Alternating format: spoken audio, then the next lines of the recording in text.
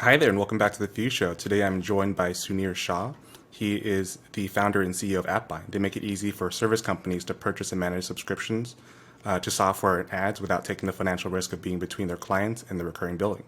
For SaaS companies, they've doubled the activation rate of service channels by fixing all the problems that service companies have.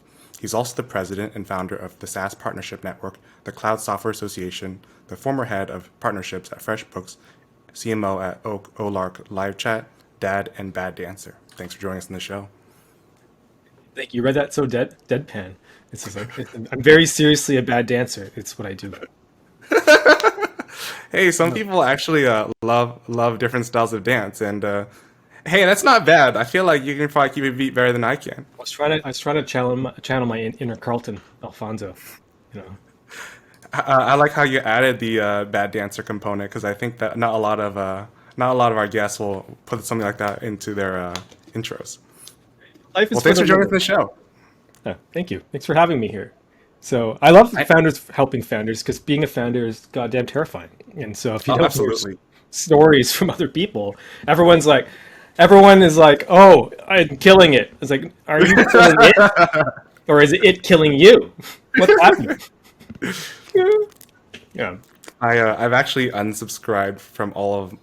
Entirely stopped using Facebook and Instagram just because I feel like most of the founder experiences you'll see highlighted are the ones that I guess garner whatever the platform considers the most attractive for engagement, and almost always it's like overly positive or overly negative, and I feel like the reality is somewhere in between.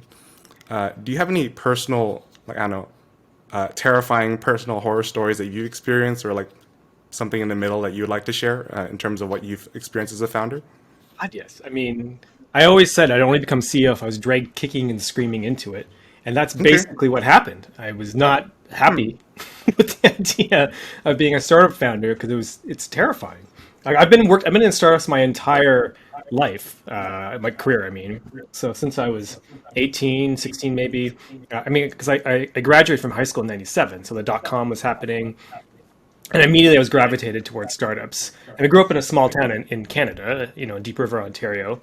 If you ever watched Mulholland Drive, since you're from LA, the character's from Deep River, Ontario, because David Lynch picked it out of a map because it sounded crazy. It's like, you have no idea, David Lynch. It is a crazy town. It's because it's a nuclear research town, and like all these PhDs stuck in the middle of a mosquito-driven forest, and we're all going crazy, like all these like city people from around the world. We have a Nobel Prize winner in that town, and there's like nothing to do, and so you can imagine all the children, which was me, like going crazy. But the internet had come to pass. I'm not explaining how I got onto the internet when there was no other internet then through the nuclear research facility. There was perhaps some teenage hijinks to get in through the nuclear research facilities internet connection. I'm just suggesting these are more innocent, right?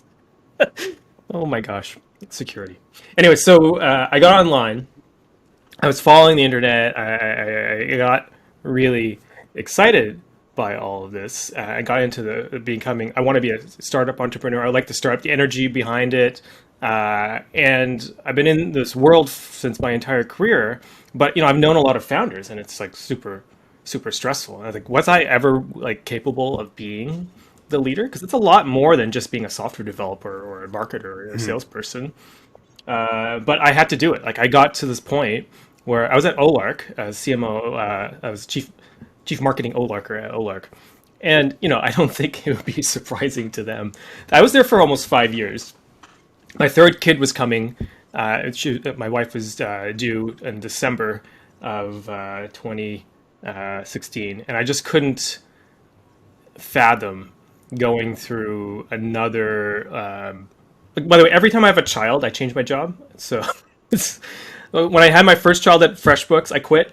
I gave him a year's notice, and I quit because I just it's a lot of for me being a parent is even more risky than being a startup founder. My second kid I went through at Olark, but once I had my second kid while I was at Olark, I already started to change the team, so I would leave. But I just hung on for too long. My third kid was coming. I was like, I already built the team. I'd hired my replacement. I was like, I had to go and figure out what I'm really doing with my life because I don't. Do you have kids, David?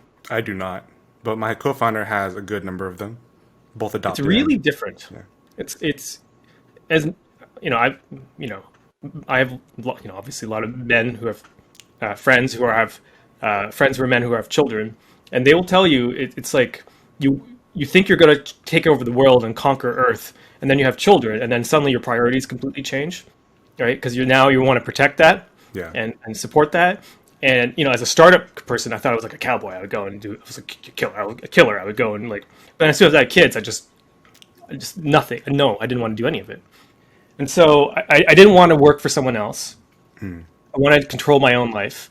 I'm Canadian too, and Olark is American, so we have totally different paternity leave policies as well. And I never had really taken paternity leave with my first two kids. I wanted paternity leave with my last kid, and so I quit without a plan.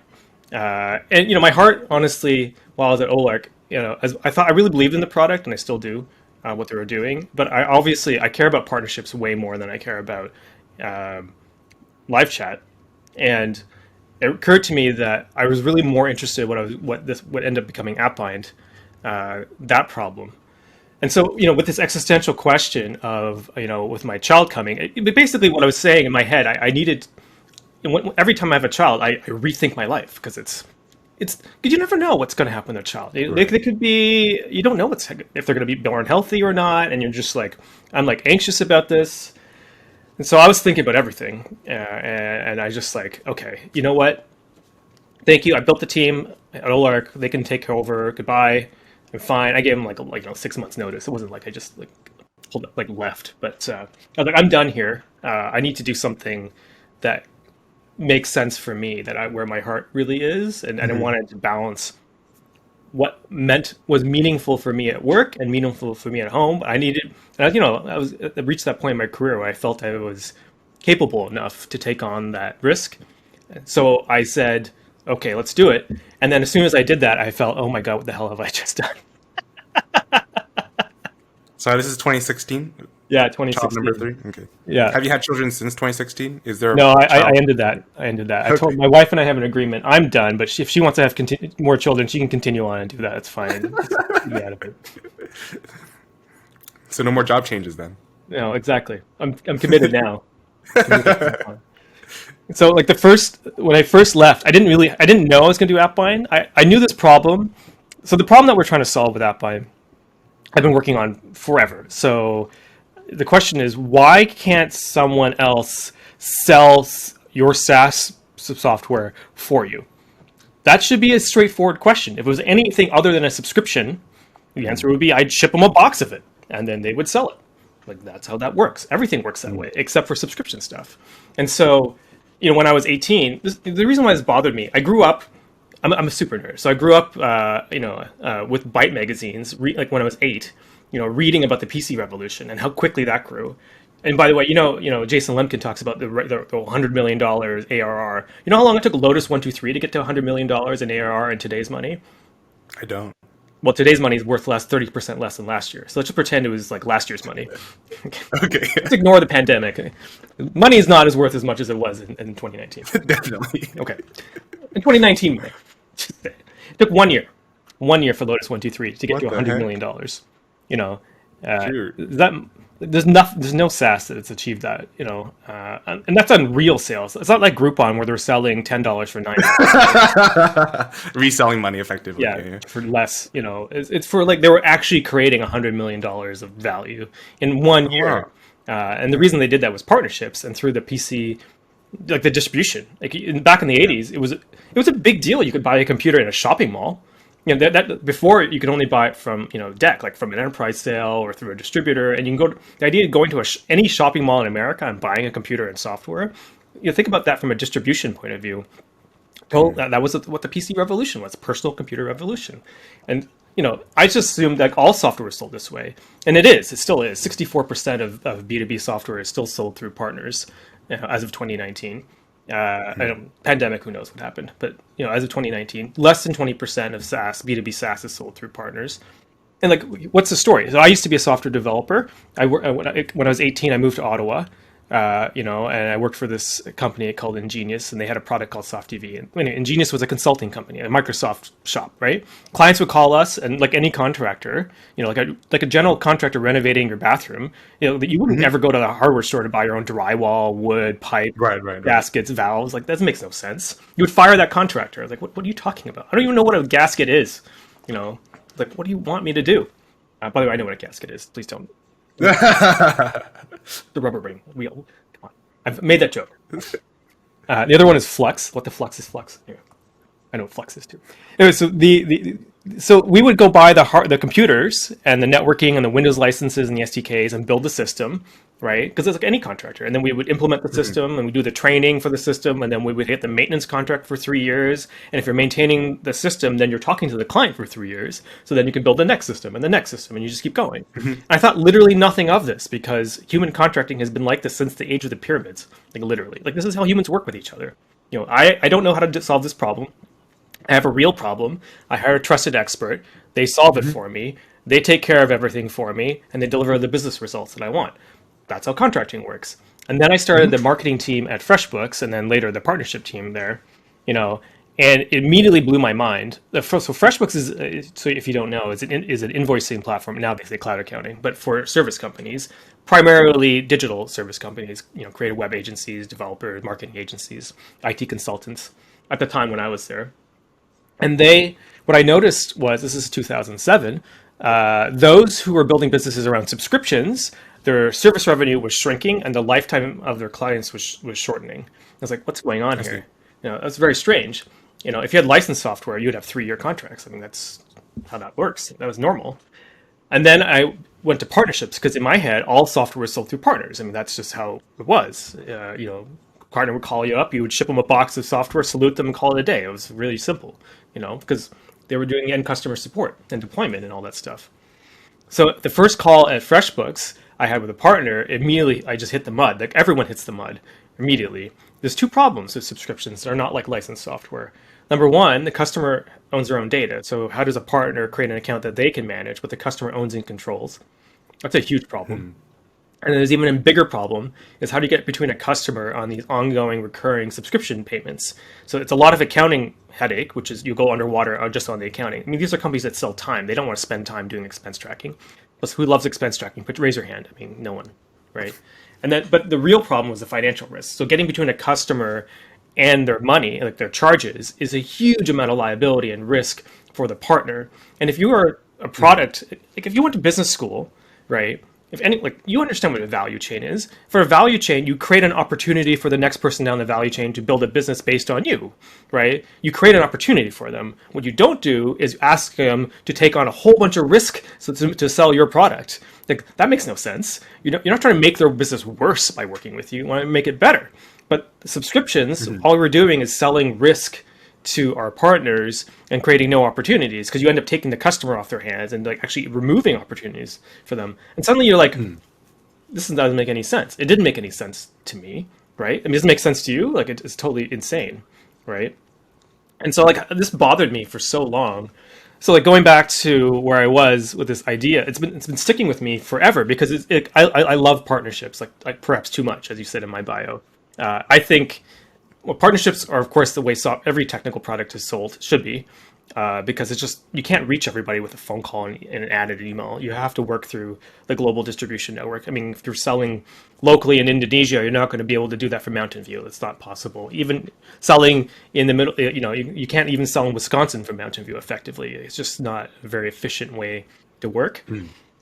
But also from being a partnership person, it's a lot of fun because it's relationship marketing. So you get to like meet people. It's very rewarding. But like, so I was sitting there thinking about this problem. Like no one could make a business based on SaaS except for the SaaS companies. All the SaaS companies were hitting like ceilings. So you can't predictable revenue your way out of this problem. And if you actually look at the gross margins, a lot of the public SaaS companies, they're still negative. Like they project to return no profits forever, which makes you wonder why their stocks are worth more than $0. But I mean, they're all hoping to solve this problem. Like they have a good product, it sells, people like it. There's no efficient way to sell it, except direct. And so, like, I found a solution, with AppBind. AppBind's a really simple solution, hard to build, But like, what's a subscription? It's an email and the credit card that you use to sign up. The partner should never use their own email and credit card because then they're stuck in the client subscription, which the client should own. But the client can't give them an email and credit card because then, yeah. Right, So right. what do? We create a shared email and credit card, a virtual email, a virtual credit card. Partner creates a new email, a new credit card for that subscription. They can sign up. It forwards all the emails to the customer, so the customer owns it. Forwards it to the partner, so they can manage it. And all the charges on that credit card we automatically expense to the customer, so the partner's never in the middle of the financial risk. And we also can handle all the accounting for them. Plus, they can add their margins and all sorts of things, so they can actually build a business based on this. And actually, what turns out, it's not just buying one subscription. What this has enabled for people on AppBind, the agencies who are using us, system integrators and dev shops, so they're building systems, which is what we used to do. You're taking over a whole problem area for a customer and saying to them, yes, I'll take care of it for you. And customers love that because they don't want to think about the pipes. Right, right. Just make the water, make the toilets work. I don't care how. Just make it happen. And you're like, yep, I'll take care of it for you. Absolutely. And then that's a real value add. All these service companies are tech companies too. They may not be writing code, but they're building systems out of the products, right? As they should be. And that's selling those systems. And that is where the world will end up. And we're enabling it. It's amazing. That's a long story. Everyone definitely wants the end-to-end solution. It's like the general contractor that just does. Like you tell them the high-level goal and they just do it. Like I think the fewer details users get involved in, generally the more satisfied they are. Absolutely. I mean, it's too confusing for them to, and they hate it. They hate every minute of it. Like, why would they want to talk to a vendor? They're talking to you already. You're the vendor, right? Like, as this marketing agency or a dev Right. shop, you're their vendor. Like, why would they want to talk to some downstream vendor? That's your problem, right? Um, Do you have a typical ballpark of the number of vendors that um, I guess, a user on your platform would connect to their clients? yeah. So Scott Brinker, you can use an objective standard. So he's now at HubSpot actually, but he has. I think it's Scott Brinker. Anyway, there's like the Martech landscape. They show that 14 there's average of 14 Martech tools in a marketing agency stack. That's pretty much common. In AppBind, what we have seen, it's a bit strange because we're transforming things. So at the beginning, people are like, well, we only do Facebook ads, we only do HubSpot, we only do Mailchimp, or we only do ActiveCampaign, whatever. Yeah. Okay. So just use it for that for now.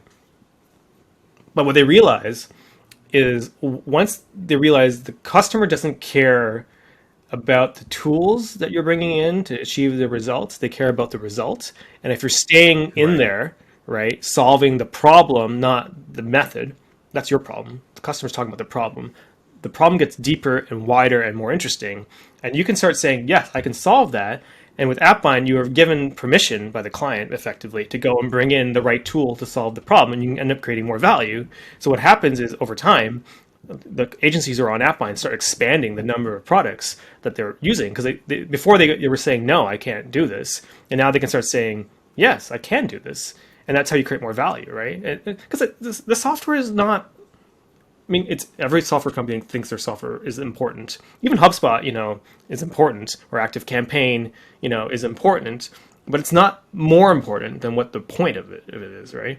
And as a trusted expert on the customer, you're the humans working Right. on the human problem, right? The business problem. It is, you know, so we're seeing like expansions, like more and more things than people even thought they could bring into a project. So, I wouldn't be surprised that as we mature, like the average number of subscriptions, is more than the average number of subscriptions a typical marketing agency has, who's only doing, referrals, they're only doing the work, but not managing the systems. Or as someone once described it to me in agencies, I always felt like I was selling the sprinkles, but not the donut, and HubSpot was getting the donut. I'm just getting the sprinkles. You can't build a business on the sprinkles. Yeah, that's right. You have to sell the whole thing. Customers buying the result, the experience, not the little bit of work you're doing, right? Right. So how are you finding these agencies that are a good fit to use your platform? A good question. So we're pretty young, so there's a couple ways. One, I know a lot, so I'm just using my own network to do that. Number two, I run the Agency Connect cocktail party at the Inbound conference. I was hoping to have another Inbound conference this year, but it's virtualized, so I guess we'll just run another one virtually. We ship bottles of wine to everybody. It was kind of fun. It's actually more affordable to run a virtual cocktail party. Oh, for sure. So we might do more of them. So we do a lot of that. More actually, very interesting. The model for AppBind, not too surprising, is we're actually building the product for the SaaS companies ultimately because they're the ones with the Yeah. actual problem getting to market.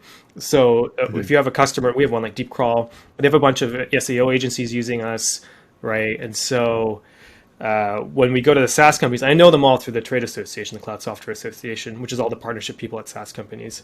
We solve the problem for them. They bring their agencies on board to enable those sales. The product AppBind is actually a product for them. They become like their AppBind accounts belong to the agencies because rather than a software company, it's important that they own their own data, right? As well, right? But then they are free to bring in other SaaS products and then we go back to those SaaS companies, and then we have the agencies. It becomes a virtuous cycle, and we end up building. The goal is to build a pool, a win-win pool. Where you have more and more of these companies who are willing to bring you into client projects, and more of their tools that they're bringing into the client projects, all working together in a platform that makes sense and takes the risk out for everybody. And that's our ultimate plan. As a Canadian, as evil as I get, we take our 2% tax by making everyone richer. Is that evil as a Canadian? Yeah. And is that 2% on, I guess, all expenditure? Is I mean, that that's is our that target. I the mean, that's our basic model. I mean, because we're moving money, so we just decided to take it out of the money stream, like any payment network. So we're using credit cards, so we're going to take the money from the credit card fees, right? Because it's already there, so it's an easy place to make money. yeah.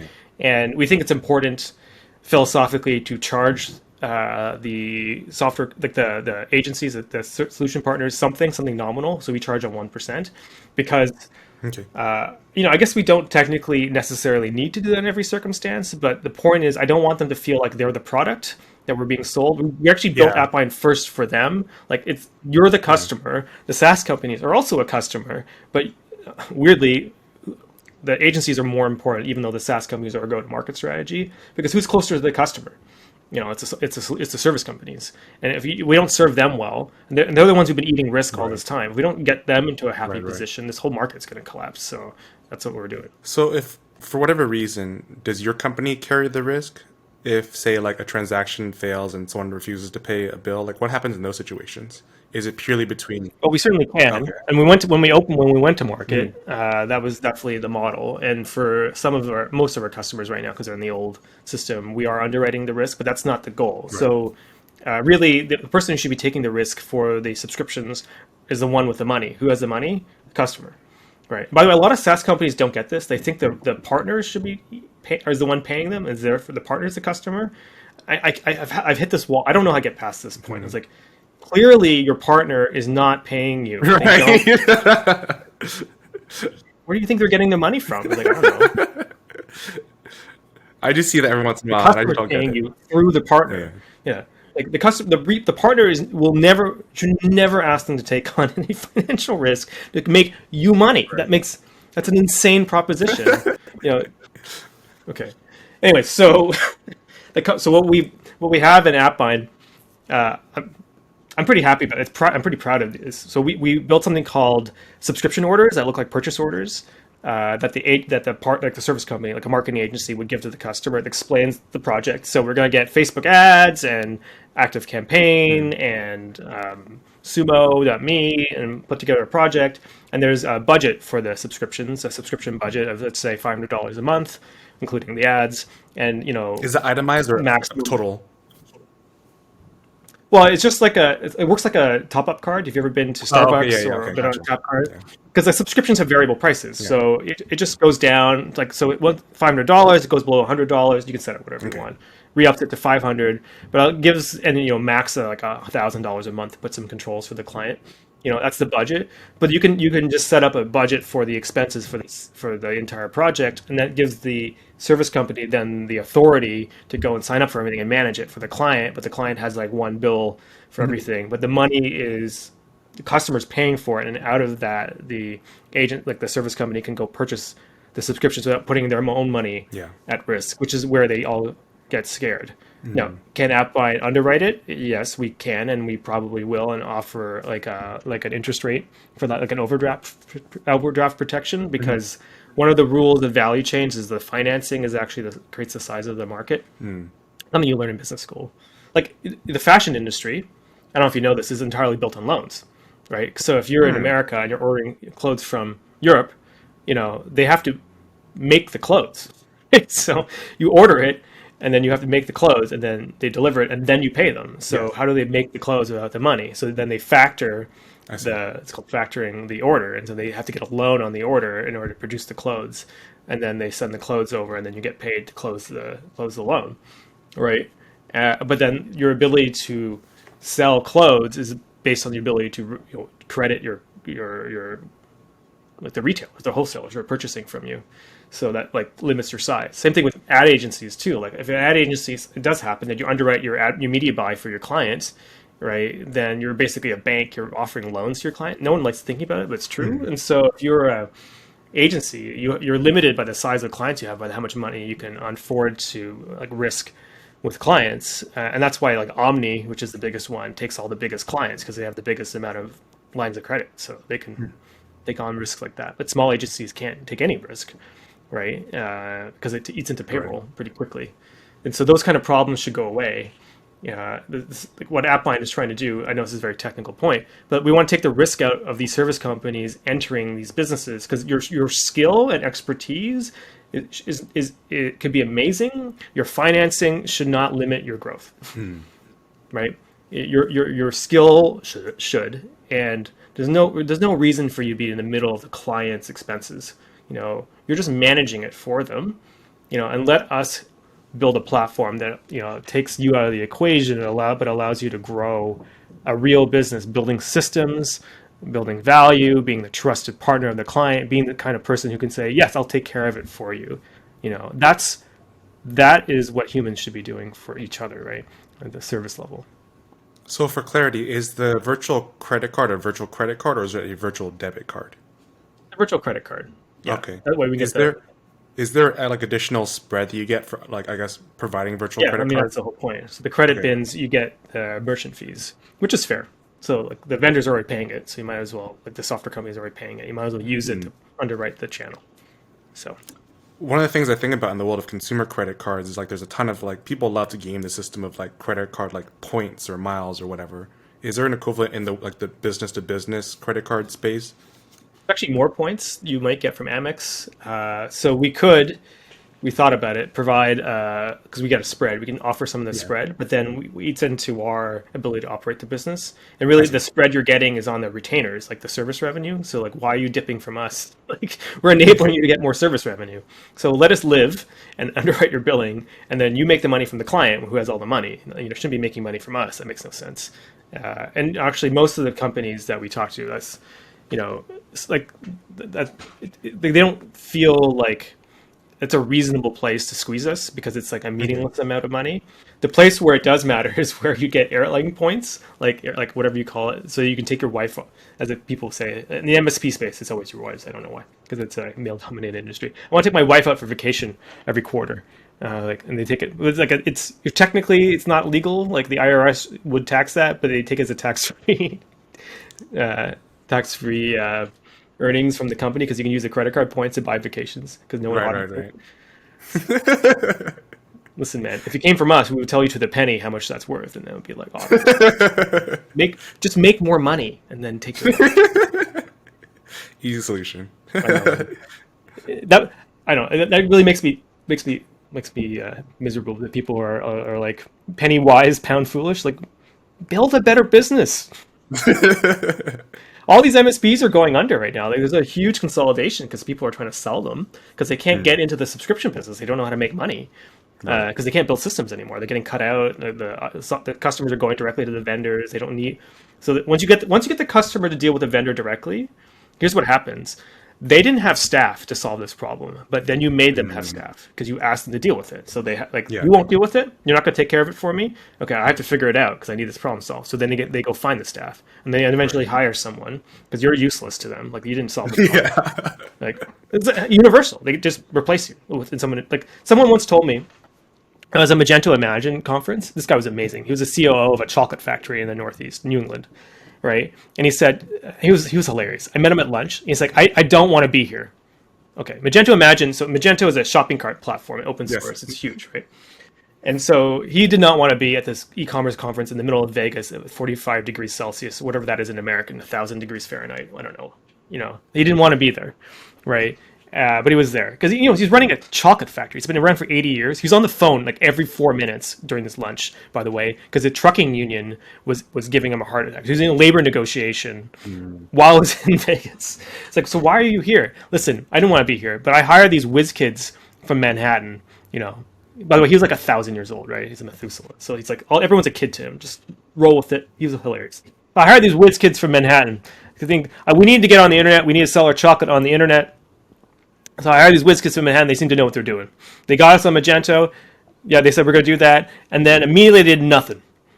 I was like, what do you mean they did nothing? I knew the agency they hired. Like, they don't do nothing. They were like a serious agency. Yeah. And they were like, obviously they're in their 20s. I mean, they were kids, let's be honest, 20s and 30s. But, they, from his point of view, but they didn't do nothing. But I was like, what do you mean they did nothing? Well, the first thing I did, I said, get this thing done. And the first thing they do, they gave me a whole list of things to do. It's like, what do you mean? Well, you had to go and sign up for all these vendors. You had to go make all his purchases. It's like his auto mechanics would never make him buy a part for anything. Fix my trucks. Yeah. Okay, yes. Go buy. No, you fix. That's the way it works. Truck's broken, truck's fixed. That's how our relationship works. I don't want to hear anything else. That's it. Broken truck, fixed truck. That's the end of our conversation. Okay, but with these e-commerce guys, they made him do all the work. So he's like, I don't know what to do. So he had to find someone internally to go handle all these vendors. And then it's like, this is annoying for him because he's like running a serious business. So he's like, what do you think I did? I don't know. Like, well, I went to the community college and hired a couple kids. I got a web developer and a marketer, And I was like, okay, more kids, right? And I was like, well, do you think I got the best? I hope so. It's like, of course not. They're from community college up in New England. The best were in Manhattan. They're kids. But they're my kids, and I love them. Who do you think I saw? And who do you think I saw at the Christmas party? My kids or the whiz kids? Your kids? That's right. So who do you think I kept? Your kids. That's right. And I love my kids, meaning his staff, right? He's like yeah. All right. So I brought him here. I came here with them because they've never been to a conference before. I came here with them so they can learn and develop and be better at what they do. That's why I'm here. I hate being here, but I love my kids, and that's why I'm here. But those whiz kids are the ones who should have been doing all the work. Like, that's absolutely goddamn true. And that's what subscriptions. That's great feedback. Yeah, and it's like, that is, when I was consulting, I had the exact same situation, exact same story. When I didn't buy it because I was afraid of the subscriptions, all right? And I made my client deal with it, and he was like, what are you doing? Like, my plumber's not making me buy my own pipes. He was building a physical store. He was a fashion retailer, building a physical store. I was doing the e-commerce side, the analytics, and 72 hours from launch, he noticed that none of the analytics was done. Because like the phone number actually is all he noticed. There was no phone number. I was like, why is this not done? It's like, you didn't sign up for anything. So I got him on a video call, like, put your email in here, put your password in here. I treated him like a child. I felt so bad. I knew this was wrong because I knew I had the idea of AppBind in my head already. I know we were pretty friendly, him and I, because we're the two adults on the project. So we were already like had a good, but he was so disappointed in me because I had the whole project. I was the most professional person and I hadn't gotten any work done, right? Because I couldn't get anything done. So he signed up for 2 of the 6 things I needed, and he said, Sunir, my plumber's not making me buy my own pipes. Frankly, I expected you to do this. Working with you is 10 times harder than not working with you. Get it done. I'm like, yep, absolutely right. I bought the other 4 subscriptions on my credit card and then canceled my credit card immediately because I didn't want to get renewals on them, which is a nightmare. And then I delivered, and then I caught up with him a month later. It's like, listen, obviously I was fired. That was like no brainer. I was fired immediately but I was talking to him because I knew it, but he knew what I was thinking about. So I was talking about, just tell me what was going through your mind because I want to fix this problem. It's like, listen, my plumber doesn't make me buy my own pipes. I expected you as a contractor to just take care of it for me. I don't understand what the hell you wanted. You said you wanted it. You should just get it done. I trusted you. You were my guy. You were going to take care of it. You should have just done it. And frankly, it was really confusing. Like all these analytics tools. Like, he's not a computer scientist. He doesn't need to know any of it. He's like making clothes, right? And it's like, yeah. And it's like, and just think about it. Not only you wasted my time and everyone else's time on the project and delayed everything, right? But you waited till 72 hours from the deadline, and you had to stay up all night to deliver because you couldn't control your own project. Yeah, because he understood cognitively why I didn't want to buy the subscriptions, but he just understand how that could be a thing. Like, why is that a problem? Shouldn't this be solved? It's like, it's not solved. I just don't want to. And it's like how can you run your business, Sunir, if you can't predict when you're going to do the work? Like, you have to be able to control your schedule. You can't be waiting till 72 hours from the deadline to like sprint an overnighter to do the work. You can't. No one can run a business that way. I'm like, absolutely. A lot of agencies are like this, right? It's like, and like the plan was I would build the system and then maintain the analytics, and then because I did get a maintenance contract, like a retainer, and then I would go for like just like the old days, and then get the retainer for the system, and then build them the next system, the conversion rate optimization, and from there the ad spend, and I just keep going with them. And honestly, if I was successful, maybe I wouldn't have AppBind because I'd have an agency, right? But I was immediately fired because I made him do all my work. Like that doesn't make any sense. Like, he's a tailor. Clients would call him. He wouldn't get them to go buy his own fabric. Like it's like I make the clothes, Right. I measure them, I find the materials, I make the clothes, and I call them when it's ready. That's how this works. Yeah, it's like, yeah, right.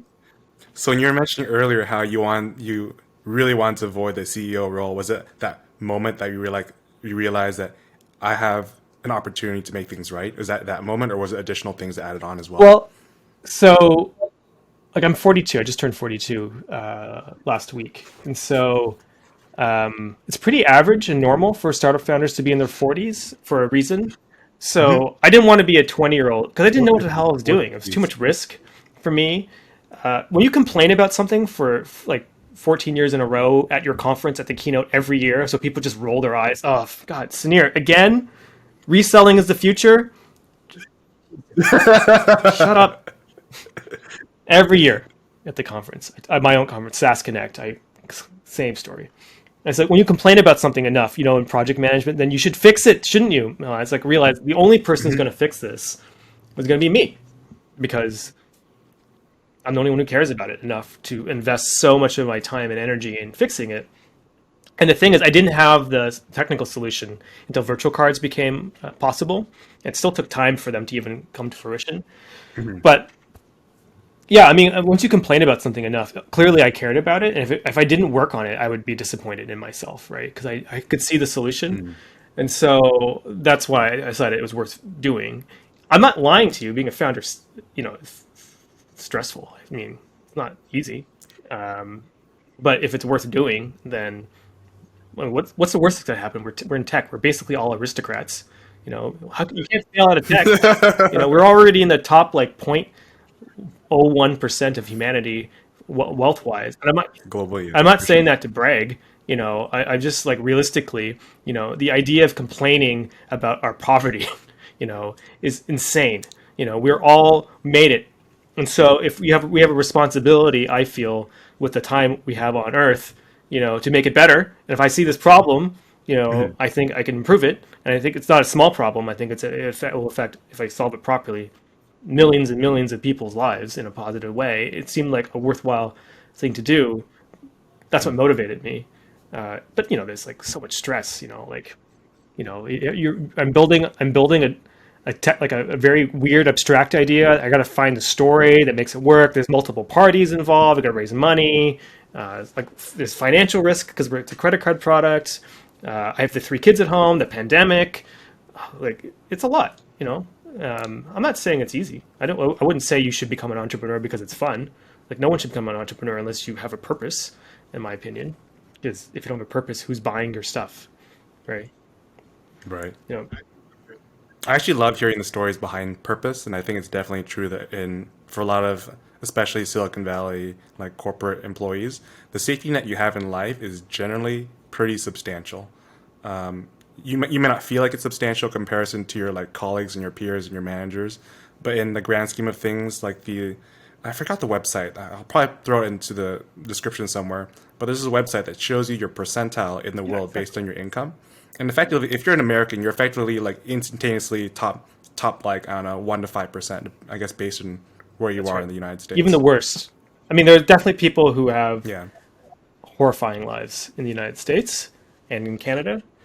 We should seek to improve that, but we're not in that situation in tech, right? And so, you know, why not take that um, privilege? I will say that one of the reasons why it made me scared is so my last name is Shah. So those of you who know what that means, we're Gujarati Jains. My parents are from Kenya, And so they emigrated there because of the Raj. They were yanked over to go work on Kenya. By the way, if you ask me, I'm pro and against Raj. I obviously the Raj was bad for people who lived through it. I wouldn't be here for the Raj, so I'm conflicted about it. So it happened in the past. I would not exist without it. So I don't know how I feel about it. I'm sorry, people who did that. We should learn better in the future. But it happened, and so my ancestors were there in Kenya, and we were like gravel farmers in Gujarat, and they were poor, and they moved to Kenya and made their lives better, and all sorts of things. But my grandparents, my grandfather, he got wiped out, he got bankrupted, and this is back. There's no bankruptcy laws that there's no safety net, right? Right. You would inherit the debt as children, all the things we don't do anymore, right? And so my dad was both wanting to be an entrepreneur this low life and terrified of it. And so I inherited both those feelings where I like startups, but I didn't want to take the risk of owning the startup. So I like being in the startup. This is basically explains my career. It's pretty much, I enjoyed the energy of the entrepreneurship, but having the risk of implosion is a big deal because you could impact your family. It was only when I realized that I don't have this problem. Also, I'm not exactly alone in this household. My wife is a doctor, so she's not the richest doctor in the world, but she's a perfectly reasonable professional income, right? So, we'll be fine no matter what I do. Because even if I wipe myself out with the startup, I still have a decade or more of contributions. So it's not like, again, how much money do you need, to be happy, And so if you're going to die anyway, I feel it's better to make a life worth living and can contribute as much as you can. Because I get more joy out of other people living better lives because I did something for them than I don't care what car I drive. I have a good car. I have a Subaru Outback. I have 3 kids. It's exactly what I needed. So what do I need more than that? I don't know what I would do, with more money. Buy a bigger house. I mean, sure. Then I have to clean the bigger house. It's more to clean. It's like at some point you've made it, and then it's like, Definitely. what are you making for other people? Yeah.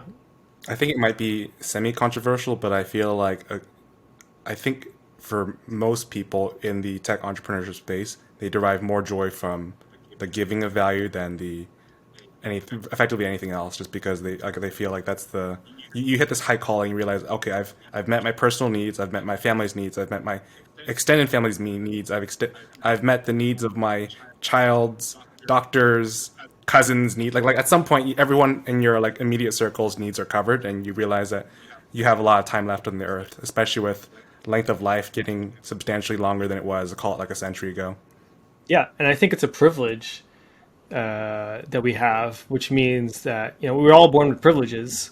So the question is, what can you do to you take your privileges to make the world better for the next person or other people, so they can rise up, build a ladder for success for other people. I mean, what's the point of it all? I mean, you're going to die anyway. At least leave something behind for other people. I'll tell you, there's a really interesting article called I'm going to regret mentioning this, but I always find this hilarious in weird times. It's called The Laws of Stupidity. It's from an economist, Okay. Carlos Chipolo. Anyway, it's a great one because he talks about it's a very cynical thing. I like to take the positive spin on it now, but he talks about how everyone underestimates how many stupid people are there in the world. These are people who harm others, like harm themselves and harm others, and there's no purpose to it. It's just chaos, right? But in his dimensions, there's like harming others and helping others, and harming yourself and hurting and helping yourself, right? And so most, like half the world or more than half the world is perhaps falling apart, and then half the world is improving. And he's saying there's stupid people, but he doesn't really focus on the intelligent, what he calls intelligent people, whatever. These are net creators, these people who are helping not only themselves, but helping others.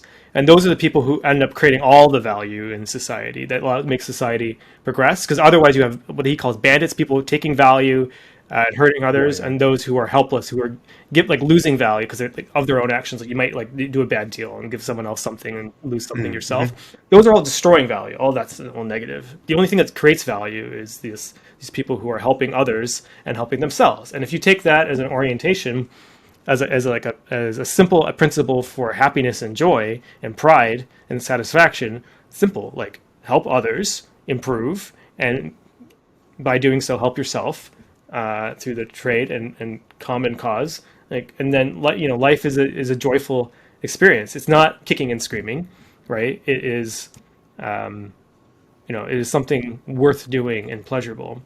Now, starting a company at the beginning, you're not creating any value for anybody, right? Because unless you start selling from the beginning, we didn't, and so that period of time where you're not like making any traction is terrifying. But once you start making traction, then all the stress goes away and you can enjoy it again. And then the only stress you should be having, I guess, is too much success if you do it right. Unless you take too much investment, then you're screwed. Don't take too much money. What do you consider the appropriate amount of investment?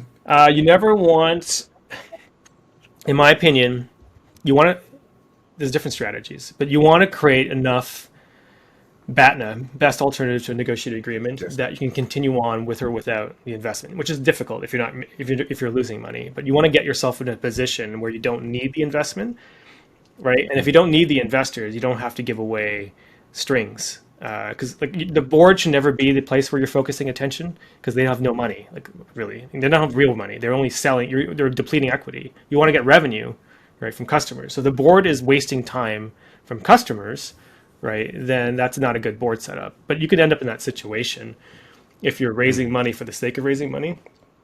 It's better to just focus on what you can do to generate revenue. I wish I was in a stronger position, but we had a lot of product risk for AppBind to sort out, because building a credit card from scratch is actually non-trivial. It's not an easy thing to do. So it wasn't like a normal B2B SaaS product where I would have built it and start selling it from the beginning. I couldn't do that because it wouldn't even work, right? So that was the risk. So we're trying to control the amount of money that we're raising to what we predict will be enough to get to revenue neutral. And then we can raise more money to grow it. But that's what I would say. Like, focus on getting yourself into a place where you feel comfortable, like this business is under control. Like I said, why do clients hire contractors? Because they're freaking out. They've lost control. That's the same thing you're feeling. You've lost control. You want to get your business to a place where you feel it's under control. If you raise too much money and the investors are giving you pressure because you raised too much money and they want a return, you've lost control again. That's not healthy. You can't, even for investors, it's not a good position to destabilize management of the company, right? Where they feel like they've lost control. Like, that doesn't make any sense. You just do what you can control. That's all you can do. If you lose control, then it's going to spiral out of, just be in a healthy place, do as much as you can, develop yourself, you can control more, but keep things under control so that you feel comfortable. That's all I could say. Anxiety drives Do everything. you feel, do you feel like your risk tolerance today is similar to your risk tolerance, say, 5 or 10 years ago, or how's it changed over time? It's definitely better. Um, a lot of that has to do with my financial position. So like once my Mm, wife finished med school, for instance, so it's basically, I supported her. Now she's supporting me, right? I'm lucky. I'm mhm, not saying that's like fair to everybody. It's my situation, so I'm making the most of it. So that mm, helped. I think also um, there are a lot of things I had to work through on myself personally before I was ready to take on this level of responsibility. So I was definitely more scared of work and people, and I didn't know what to do about those feelings when I was younger. I was immature, and I had to work through what was holding me back. Like, even this laws of stupidity thing. For instance, when I was a kid, I enjoyed that because I was cynical. I was like edgy and punk. Like, I'm almost a Gen X, so like I was feeling all those. Yeah, fight the ban. Disney, hate them, whatever. And like, I had all those feelings, but now I'm older. I look at the positive. I can't. I reject the cynicism because cynicism is unhelpful. But I look at the positive part of that story. It's like, well, yeah, there are people who are net destructive, but there are also people who are net productive. And so if I focus on that, because that's the only thing that's worth focusing on, in my opinion, mhm. then you can learn something and make progress. But I had to have a mind shift to do that. And I think where's risk tolerance? What does that mean? It's fear and anxiety. I had to come to terms with my own anxiety. I still have anxiety, not like in a normal way. I have like a lot of anxiety, but my skills for managing it have definitely improved. I also think that people underestimate physical exercise in startup land, but if your body is stressed out, it actually just wants to move. And if you spend too much time, working 50, 60 hours a week for your boss in startup land, what you're doing is you're teaching your body that it can't do anything with that stress, and it will start stressing, you become afraid about being afraid or stressed about being stressed. And that becomes an unhelpful loop, because you can't use the part of your brain that worries to worry, because that becomes a feedback loop. And that actually happens a lot. That's what burnout and all sorts of things come from. You start like falling apart. It's like, I know people say you take care of yourself, but you have to take care of yourself, because those emotions in your body require motion. You have to move it. I mean, that's a Tony Robbins thing, but it's absolutely true, as it turns out. Someone told me that when I was younger. They teach the kids this now in school. When I was a kid, it was like, head down, study harder. Now the emotional understanding is improved. So that was a long story, but like, is my risk tolerance improved? Yes. What does it take to improve your risk tolerance? Like, first, your life will improve. Like, your circumstances will become more secure. Like, I, I feel like I can get a job if I had to. I don't feel, I feel like I made it. So once you've made it, the question is, what can you make for others, right? That's the question. Have you made it? If you've made it, make something for someone else, right? Help them make it. That's life. So I've done that. I've also figured out what drives my fear. I've also figured out what to do with my fear. I've learned that torturing yourself, which a lot of people do in entrepreneur land. Like, you can see, like, on Reddit all the time, people are like, "Yeah, work harder." Like, Gary Vaynerchuk guy. Honestly, like, don't hustle hard to death, you crazy lunatic. If you torture yourself, all you're going to do is teach your brain that you're untrustworthy. Your brain is designed to survive. It will crash. It will stop you. If you can't trust your conscious thinking, it will just destroy your conscious thinking. So the body will survive. Hustle is important, but enjoy it. Do it for joy, not pain. I mean, I know Gary would agree, but like, I think a lot of people in his universe take the pain story more than the joy story. Yeah. He definitely loves what he does. I was a bit mean there. He can take it. He's a nice guy. Did I hear you correctly that you were afraid of people in the earlier stages of your career? Is that right? Afraid of people? Yeah, I had social anxiety growing up. I was shy as a kid, which is funny now. No one would know that. Yeah, I was going to say that. I was like, how do you go from being a shy person? So I consider myself like relatively on the shyer side as well. How do you go from that to being a chief handshaker? Like, that's the exact opposite when I think of transformations. Well, I had this principle as a young person that whenever I thought negatively about a group of people, that everyone's rational in their own mind, and they probably have a good reason for behaving this. And if I don't understand it, is it that they are stupid or I'm stupid? Now, as it turns out, they still could be stupid, but I'm definitely stupid if I don't understand what they're doing, right? And so I would start joining and the other groups and trying to learn. So that's how I ended up in marketing. I used to be a software developer. I still consider myself a computer scientist primarily. Like, I have a robot there, and I want to build space robots as a kid. I still want to do that. So it's like, I like computer science more than anything, but I ended up in marketing because I didn't understand why marketing and sales kept failing. So I went and joined and learned it. And there's definitely reasons why they fail. So it wasn't like I was completely wrong. Like, but I learned more about why. And then through that process, you start learning about things that are uncomfortable for you. And a lot of that's fear, right? And so you have to contend with your fear by just pushing into it, right? And any time that I avoided it, it was really painful. And I would say, actually, another thing that I don't think I'm telling tales that Olark would not agree with, that one of the things that really bothered me, I quit FreshBooks because I had my first kid. And I was freaking out. And the reason why is I didn't want to be on the road with FreshBooks 60 hours. I want to be off for 60 hours a week. I want to be around my kids. That was a really important thing to me. My own, like my dad was on the road when I was a kid. It's like I just wanted to be around my kids, and I wanted financial security, all sorts of things. And I did what my dad told me to do, which is because he grew up inheriting debt, right? He's like, just get a job, make the money, take care of the family. Don't worry about how much how much. Don't worry about the job whether you like it or not. And I just like muscled in there, right? And my priorities there were never.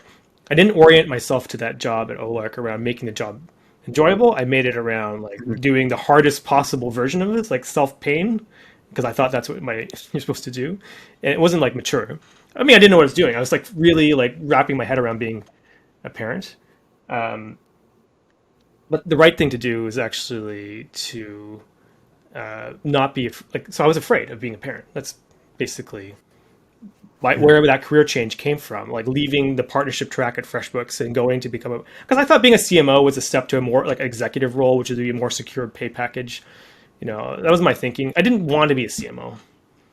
I don't want to be a CMO. I'm not a CMO. I'm a product person who does partnerships. It's not.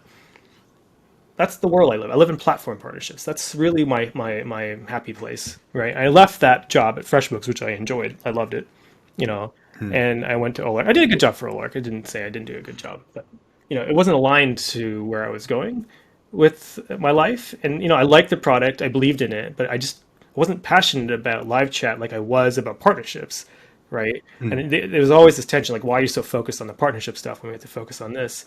I was like, because I was torturing myself, and that's not a mature thing to do to take out on someone else, right? Like, it was their company. As much as I tried to do a good job for them, I wasn't aligned to myself because I was lying to myself, and so and that was fear, right?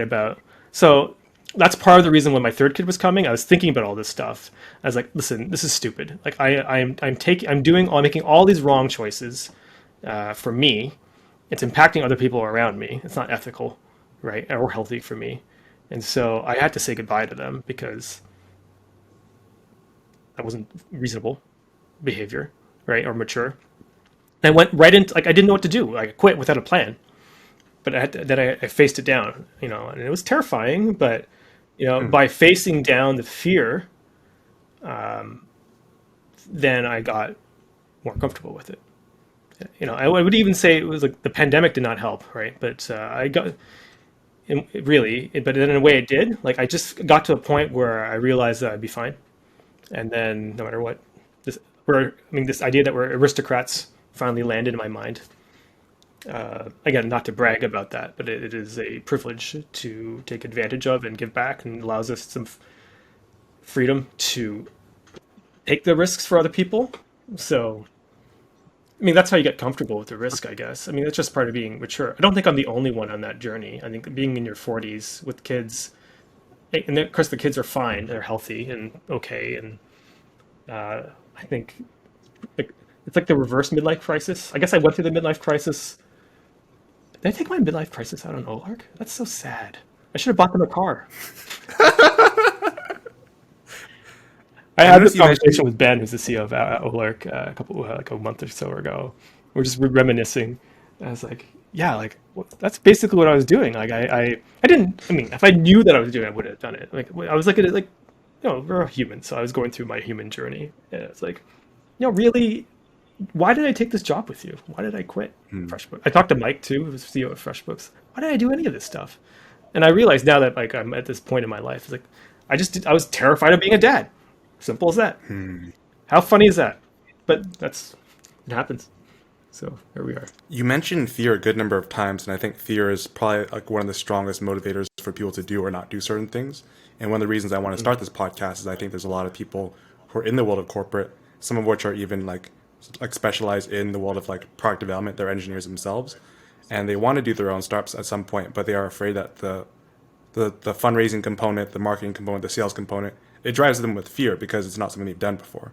So how would you encourage these people to make the transition to adapt to tackle that fear versus like staying afraid forever and never bringing life to their ideas?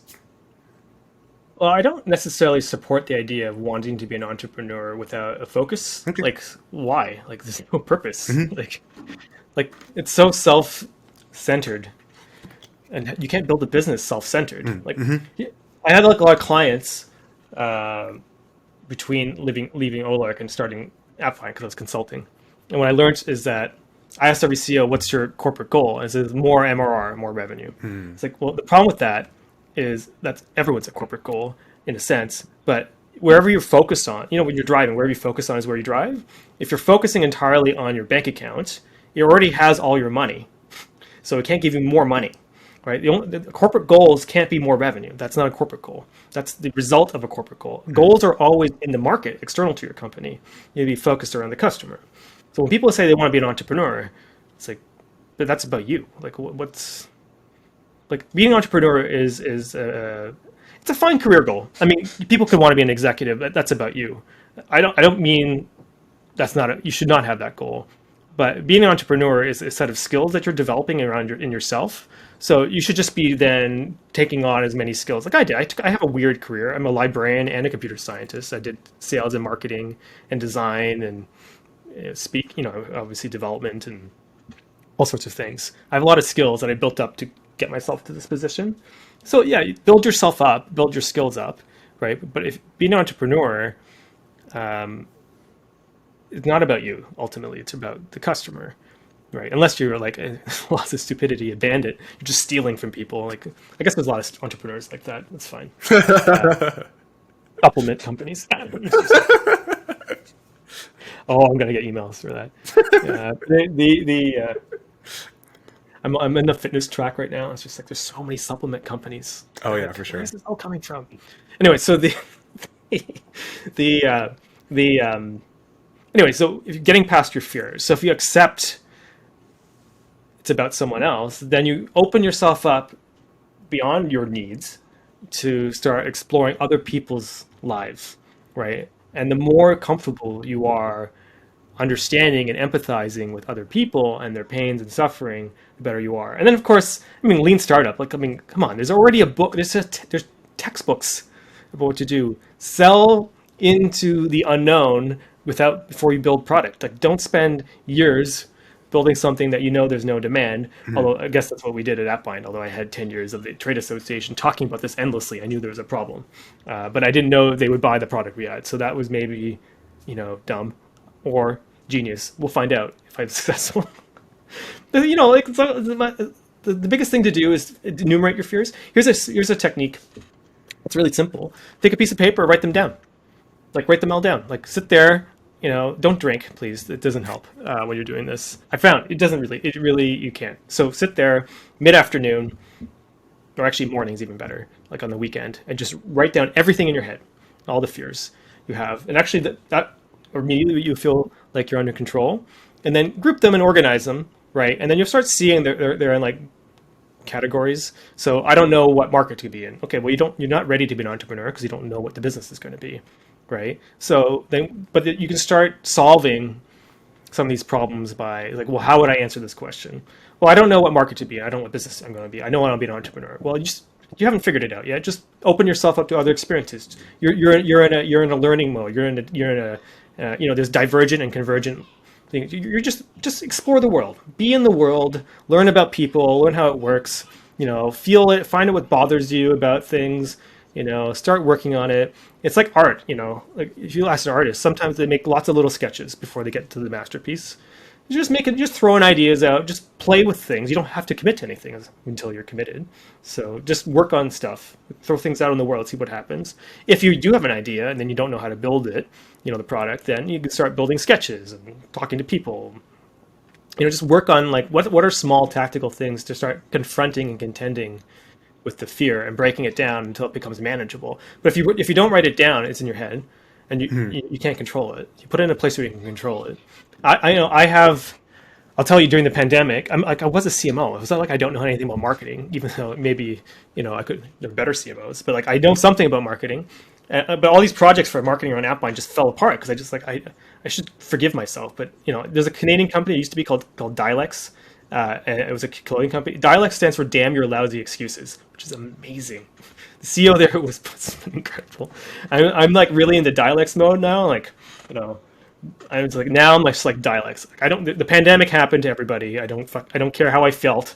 I don't care what I got done. I'm like, don't care. It's going to get done. So I wrote down all the marketing things that I know I'm supposed to be doing because it was just starting to pile up in my mind. I wrote them all. I took like 2 weeks. I wrote them all. I organized them into some kind of Google Doc, and then I'm just working through them progressively because I just felt like whenever I was working on something, I should have been working on something else. I couldn't, like, I was just whipsawing in my mind because it was all in my jumbled in my head. Write the damn things down, put it under control. Like, even when we launched AppBind, I wrote down all the things we knew, right, and start working down them to the point where I felt there was some confidence that there was a problem here, whether or not we had the right solution or not. It's just be a project manager. Also, it's very useful to be in entrepreneur groups. So get out of your head. You're too much in your head. Get someone else to talk to. Say it to someone, have them say it back to you. Because they'll either sound ridiculous or they'll simplify it for you. Like, you're not alone. Don't be alone. Being alone sucks. Be with other people. Right? Founders helping founders, right? That's the Well, I think that's a great point to that's a great point to close the show on. I am thankful for your time, and I just want to be respectful towards it. I like just to end all of my calls the same way. What's the best way for viewers to get in touch with you if that's something they'd like to do? All right. So if you have a problem where you're trying to sell your software through partners or your software service company trying to manage subscriptions, come to www.appbind.com, APP, B as in banana, IND.com. And I'm Sunir, SUNIR at appbind.com. And if you are a partnership person and want to hang out with all the partnership people, cloudsoftwareassociation.com. Come join.